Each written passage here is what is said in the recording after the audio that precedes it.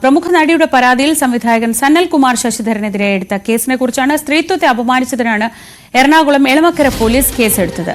നവമി 2022 ഇതേ നടി തന്നെ സമാനമായ പരാതി സനൽകുമാർ ശശിധരനെതിരെ നൽകിയിരുന്നു. അന്ന് അറസ്റ്റ് ചെയ്ത് വിട്ടയച്ചതാണ്. ഇതിപ്പോൾ തുടരെയുള്ള ദിവസങ്ങളിൽ ഒരു ശബ്ദം അവരുടേതാണെന്ന് പറഞ്ഞ് പുറത്തുവിടുന്നു. അവർക്കെതിരെ നിരന്തരം അധിക്ഷേപകരമായ കാര്യങ്ങൾ എഴുതി വിടുന്നു. പക്ഷേ ഇയാളാണെങ്കിൽ സ്ഥലത്തുമില്ല. പോലീസ് എന്തു ചെയ്യും?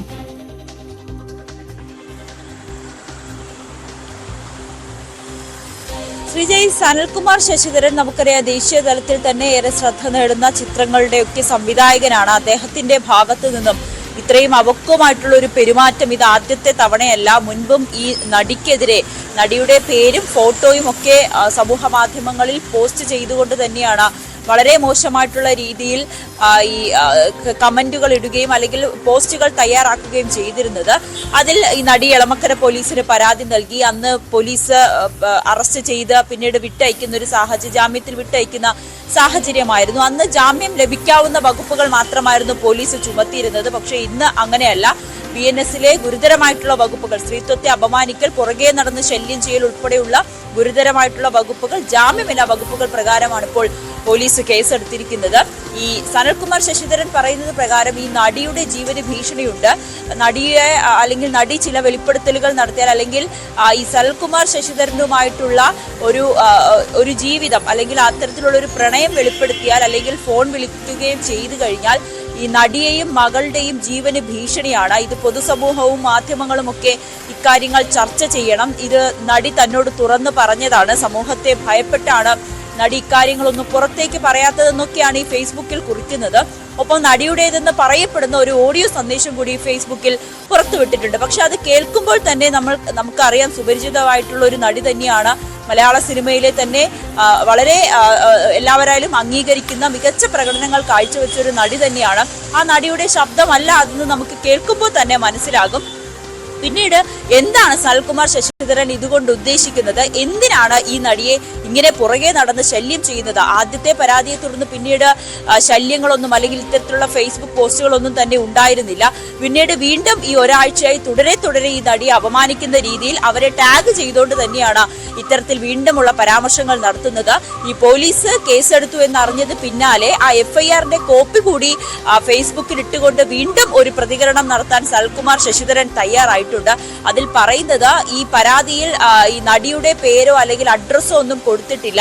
ആദ്യത്തെ പരാതി പോലെ തന്നെ ഇതും നടി ആയിരിക്കില്ല കൊടുത്തതെന്ന് താൻ വിശ്വസിക്കുന്നു. ആദ്യത്തെ പരാതി നടിയല്ല കൊടുത്തതെന്നാണ് സനൽകുമാർ ശശിധരൻ പറഞ്ഞു വെക്കുന്നത്. പക്ഷേ ഇതുവരേക്കും ഈ നടി ഇതുമായി ബന്ധപ്പെട്ട് ഏതെങ്കിലും തരത്തിലുള്ള പ്രതികരണം നടത്താൻ തയ്യാറായിട്ടില്ല. മറ്റൊന്ന്, എളമക്കര പോലീസ് ഈ പരാതി SIT-ക്ക് പ്രത്യേക അന്വേഷണ സംഘത്തിന് കൈമാറാനാണ് സാധ്യത. കാരണം ഈ ഹേമ കമ്മിറ്റി റിപ്പോർട്ട് വന്നതിന് പിന്നാലെ ഈ സിനിമാ മേഖലയിൽ ഉണ്ടാകുന്ന ഇത്തരത്തിലുള്ള ആക്രമണങ്ങൾ അല്ലെങ്കിൽ നടിമാർക്ക് നേരെ ഉണ്ടാകുന്ന സൈബർ ആക്രമണങ്ങളായിക്കോട്ടെ മറ്റു രീതിയിലുള്ള ആക്രമണങ്ങളൊക്കെ അന്വേഷിക്കുന്നതിന് വേണ്ടി പ്രത്യേക അന്വേഷണ സംഘത്തെ നിയോഗിച്ചിട്ടുണ്ടായിരുന്നു. അവർക്ക് തന്നെയായിരിക്കും ഈ പരാതി കൈമാറുക. അങ്ങനെയെങ്കിൽ ഈ നടിയുടെ അടക്കം മൊഴിയെടുക്കും. ഒപ്പം കോൺസുലേറ്റിനെ സമീപിച്ച് ഈ സനൽകുമാർ ശശിധരനെ നാട്ടിലെത്തിക്കാനുള്ള ഒരു നടപടികളൊക്കെ പോലീസ് കടന്നിട്ടുണ്ടെന്നാണ് നമുക്ക് അറിയാൻ സാധിക്കുന്നത്. ഇത്തവണ സനൽകുമാർ ശശിധരനോട് വിട്ടുവീഴ്ചയില്ലാത്തൊരു സമീപനം തന്നെയാണ് പോലീസിന്. ബോബി ചെമ്മണ്ണൂരിനെതിരായിട്ടുള്ള നടപടിയൊക്കെ നമ്മുടെ മുന്നിൽ നിൽക്കുന്ന സാഹചര്യത്തിൽ സനൽകുമാർ ശശിധരനെതിരെയും വലിയ രീതിയിലുള്ള നടപടികളിലേക്ക് തന്നെയായിരിക്കും പോലീസ് കടക്കുക. ശരി, നവമി ദിനേശാണ് വിവരങ്ങൾ നൽകിയത്. ഇപ്പോഴാണ് ഏറ്റവും ഒടുവിലാണ് സനൽകുമാർ ശശിധരൻ ഈ കേസെടുത്തതിന് ശേഷമുള്ള പ്രതികരണം നടത്തിയിട്ടുള്ളത്. എന്തായാലും ഇയാൾ ഇന്ത്യയിൽ ഇല്ലാത്ത സാഹചര്യത്തിൽ ഈ കേസിൽ എന്ത് ചെയ്യാൻ കഴിയും എന്നതാണ് ഇനിയിപ്പോൾ പോലീസ് അന്വേഷിക്കുന്നത്.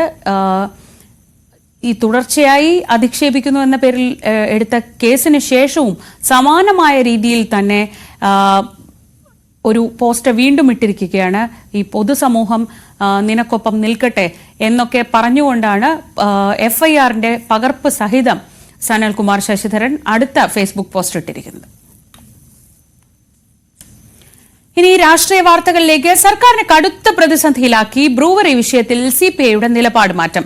ബ്രൂവറി തുടങ്ങാനുള്ള തീരുമാനത്തിൽ നിന്ന് പിന്മാറാൻ മുന്നണി നേതൃത്വത്തോട് ആവശ്യപ്പെടാൻ സംസ്ഥാന എക്സിക്യൂട്ടീവിൽ ധാരണയായി. പ്രശ്നത്തിന്റെ ഗൌരവം മനസ്സിലാക്കുന്നതിൽ തുടക്കത്തിൽ വീഴ്ച പറ്റിയെന്ന് നേതൃത്വം എക്സിക്യൂട്ടീവിൽ തുറന്നു പറഞ്ഞു. മന്ത്രിസഭാ യോഗത്തിൽ സംശയങ്ങൾ ഉന്നയിച്ചിരുന്നതായി മന്ത്രിമാരും ഈ യോഗത്തിൽ വ്യക്തമാക്കി. പ്രതിപക്ഷത്തിന്റെ എതിർപ്പ്, പ്രാദേശിക പ്രതിഷേധങ്ങൾ. ഇപ്പോൾ മുന്നണിയിൽ നിന്നു തന്നെ ബ്രൂവറി വിഷയത്തിൽ ചോദ്യങ്ങൾ ഉയരുകയാണ്. പാരിസ്ഥിതിക വിഷയങ്ങളിൽ പാർട്ടി സ്വീകരിക്കുന്ന നയസമീപനങ്ങൾക്ക് കടകവിരുദ്ധമാണ് ജലചൂഷണം ഉറപ്പായ മദ്യശാല വിഷയത്തിൽ എടുത്തതെന്ന വിമർശനമാണ് സിപിഐക്കുള്ളിൽ ഉയർന്നത്. സിപിഐയുടെ 4 മന്ത്രിമാർ കൂടി ഉൾപ്പെട്ട മന്ത്രിസഭാ യോഗമാണ് തീരുമാനം കൈക്കൊണ്ടത്. മന്ത്രിസഭാ യോഗത്തിനു മുമ്പ് സംസ്ഥാന സെക്രട്ടറിയോട് മന്ത്രിമാർ ഇക്കാര്യത്തിലെ പാർട്ടി നിലപാട് തേടിയിരുന്നു. ബിനോയ് വിശ്വം പച്ചക്കൊടി കാട്ടിയതോടെയാണ് മന്ത്രിസഭായോഗത്തിൽ പൊതു തീരുമാനത്തിനൊപ്പം സിപിഐ മന്ത്രിമാരും നിന്നത്. പ്രശ്നത്തിന്റെ ഗൗരവം മനസ്സിലാക്കാൻ സാധിച്ചില്ലെന്ന സ്വയം വിമർശനാത്മക നിലപാടാണ് സിപിഐ എക്സിക്യൂട്ടീവിൽ നേതൃത്വം സ്വീകരിച്ചത്.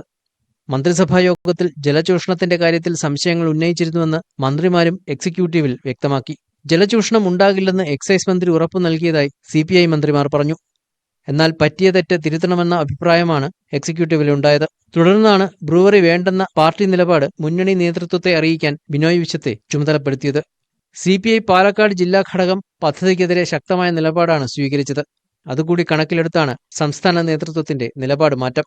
പദ്ധതിയുമായി മുന്നോട്ടു പോകുമെന്ന നിലപാട് സ്വീകരിച്ച സിപിഎമ്മിനും സർക്കാരിനും വലിയ വെല്ലുവിളിയാണ് സിപിഐയുടെ ഈ നയമാറ്റം ഉണ്ടാക്കുക. പ്രതിപക്ഷത്തിനും ഇത് കൂടുതൽ ഊർജം നൽകും. ന്യൂസ് 18 തിരുവനന്തപുരം.